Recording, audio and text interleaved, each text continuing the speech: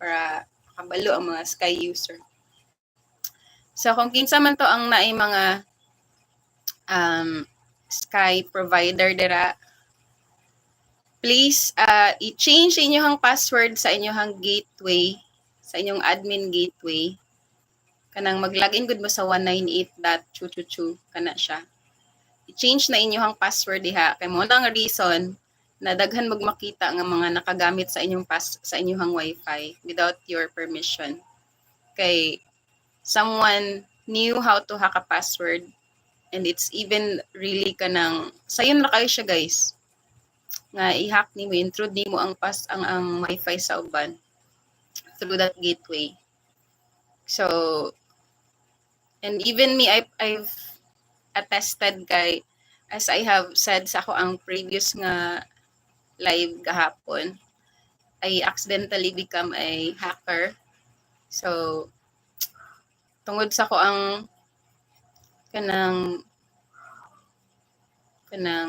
tungod sa ko ang parang need ba nga ma-retrieve jud ako ang own wifi.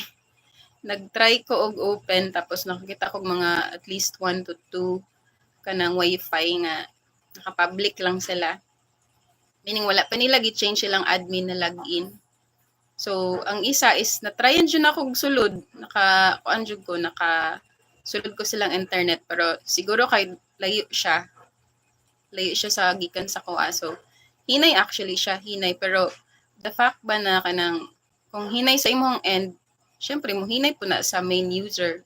So that's why example, kung nakay popo diha or nag-live ka sa YouTube, sige kag complain na, ay kalag ana.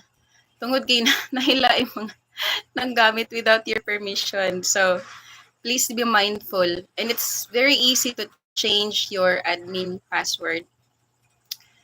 Just go to the gateway itself and then go to kanang system. Sa mga tabs na nakahanay sa taas, go to system. Hi, Felmirax! Go to system sa pinaka-last and then go to password.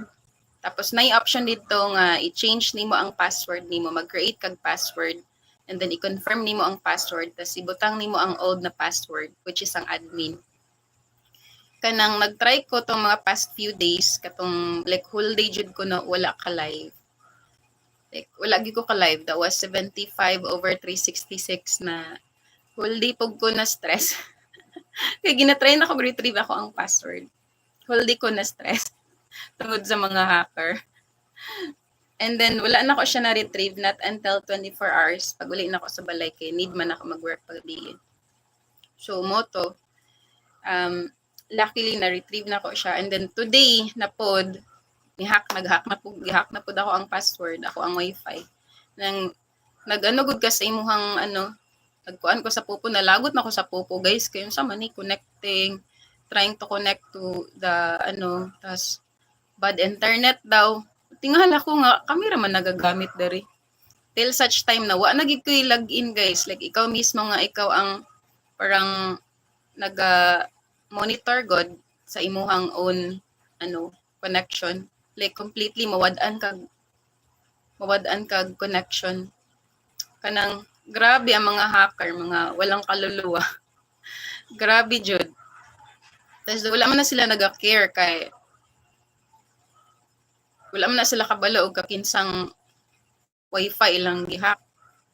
Nag-adto lang sila sa gateway, then dito lang sila then kung kinsay lang makita nga available, ila dyan ang basically mahack.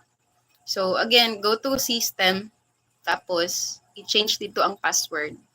Pag login mo sa gateway, so dili na sila ka-access sa admin kay na naka-on nimo na password.